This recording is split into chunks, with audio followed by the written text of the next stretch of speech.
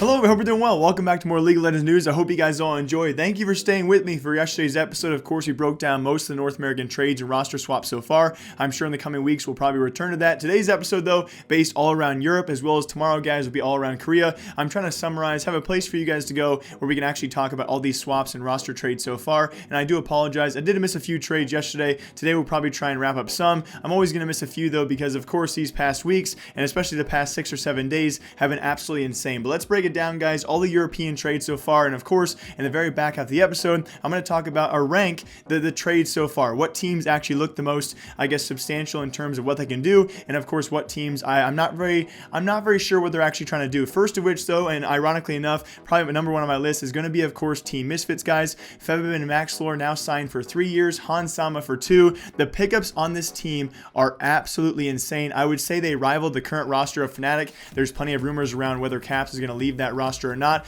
as well as the rumors about G2 we'll talk about shortly. This Misfits roster is the only roster in the LEC. I might say EU-LCS in the future. Please don't jump on me, guys. I'm still learning, but still on top of that, this roster on paper looks absolutely insane. Like I said before, Maxlore, Febiven, that's going to three-year signing right there. Alongside that, Hans Sama for 2 years. They're going the long-term route, but their newest pickups are the ones that excite me the most. I'm a big people person. I'm sure you guys maybe know that in terms of who I cheer for. I love the player's story, and that's why sOAZ, bringing him onto this team, I think, is one of the best signings the LEC will actually see all year, especially after, I wouldn't say mistreatment, but I would say I'm not even sure how to word it. The poor treatment of him over on Fnatic's roster, of course, with Reckless, first semi-retiring or stepping away, then coming back, then Whippo's blow up over there. It kind of was sOAZ pushed to the side, and we were not surprised to see him leave that roster after such treatment. I thought maybe Origen was calling his name back to return, but he now joins Misfits, guys. Alongside him will be Kingzone's very own Gorilla, which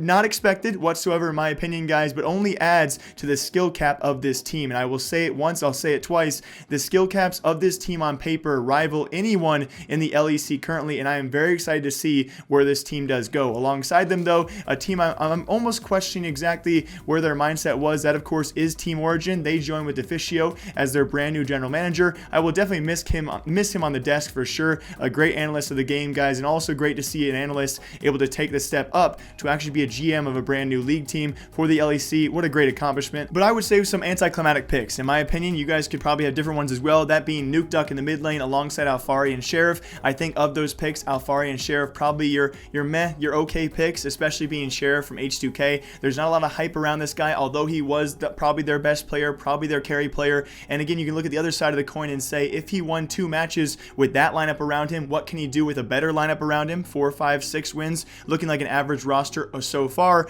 Besides, when you look at other European teams in the LEC already improving their rosters, the skill gap may be widening there. Again, we don't really know till the season starts. If Origen does pick up 2 higher skill cap, more well-known players, I can see this roster working out pretty averagely. I cannot say they look shocking on paper, but again, we never exactly know how these mixtures will work. Now let's talk about some rumors out there involving someone who actually might have joined that Origen roster, that being Froggen. Of course, the thumbnail says, where might he land, guys? Rumors did say Origen, of course, with Nuke Duck there, that kind of denies that rumor. New rumors do say, though, possibly to Fnatic. I couldn't see it in my book, especially not going to be an improvement from Caps if he were to leave there. That's, again, yet another rumor out there. We'll touch on some actual roster changes here in a minute, guys. So if Caps were to leave and Froggen were to go to Fnatic, I would say a definite downgrade there for Fnatic, although that roster can, they can work with what they got. They got some players who are certainly ballooning heading into this season as well, and I cannot wait to see how they make it work out. Obviously, though, a clear loss of Caps is if he does go to G2, and certainly an upgrade for G2. Then you look at the role swap, though. It would be Perkz going to ADC, which we did see these closing weeks and really relatively throughout the entire split. His flex picks have been quite outstanding, and if you look at his player history, guys, for the past few weeks, only playing ADC champs, which would make this move make a lot of sense. So based off that so far, you have these 3 rosters, Origen, of course, being half a roster so far, G2 only around rumors, Fnatic around rumors, and of course, we pretty much have Misfits, the only confirmed roster in the entire LEC so far, looking pretty solid as a set but questionable. It's going to be very cool to see how these brand new teams compete when it goes to LEC against NA teams, if we do eventually see, which of course we will. And then very lastly, for rumors out there, one I'm not really too psyched about. People out there seem to be very excited of this. Again, another G2 rumor, guys. Apparently Mikyx to join that roster, of course, from Misfits. In my closing weeks watching the guy, I was not impressed whatsoever with his play, especially when you look at the closing weeks, the mid to late weeks, where he was actually subbed in, I believe, twice by the assistant coach Jez's, now of course their head coach, so congrats to him. That's one move out there I'm not too psyched about, but people seem to think the opposite of him joining that roster. But again, I couldn't be too excited, but we don't know. That's, I guess, the one main point about the entire episode. Also talking about other teams out there, guys, with confirmed moves so far, a lot of staff and personnel moves, but again, with Roccat leaving the EULCS, now the LEC, in case you guys didn't know, a lot of their players being deviated. Again, will be Memento actually joining FC Shalka in the jungle, as well as they're going to be a big pull out there, like CLG over in NA. They actually pulled Weldon from TSM. Another big move here, even if not bigger, guys. That's Fnatic's former coach Falco now joining FC Shalka. So you have to assume likely a good roster is going to come out of this, and I cannot wait to see what he does with this roster. I'm also excited to see it's actually Weldon signing a 3-year contract with CLG. I'm going to safely assume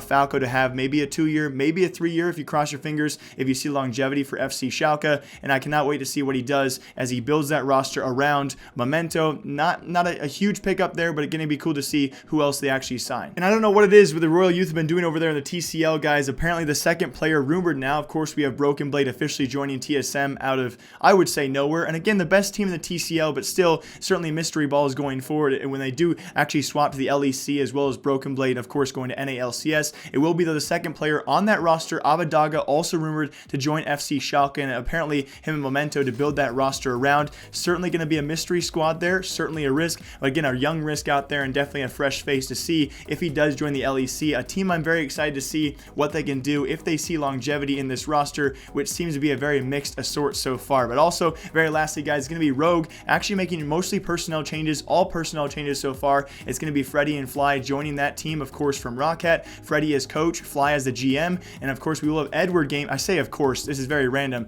Edward from Gamut Gaming will join as the assistant coach. So Rogue still have an entire roster to actually sign so far, and those are mostly, I hope I covered most of them. You guys can leave a comment down below which ones I of course did. Remember, we're going to be doing Korean trades and swaps tomorrow, guys, and that's going to be a lot of SKT talk because there's been a lot of swaps over there. But that's going to do it for today's episode, guys. Let's rank these of terms of power ranking so far. I have to say Misfits, based off their confirmed roster, certainly my number one spot. Fnatic and G2 looking very interchangeable right now. If Caps does go to G2, I put G2 slightly ahead of Fnatic. I think Fnatic, though, can really, with that 4-man current roster, if Caps does leave, can work with just about anyone. And if Froggen does reach those ceilings, well, who knows what Fnatic can do. Alongside that, though, I'm not too hyped about a lot of these pickups so far from other teams, like FC Shalka, like Origen especially. It's a random assortment. It's definitely, I would say, I don't want to say a cheap pickup, but definitely saving a pretty penny by picking up some players from H2K, as well as people like Afari on top of that. But I hope you guys all enjoy. My name is Jake. I'll see you guys back here tomorrow talking about all Korean trades out there,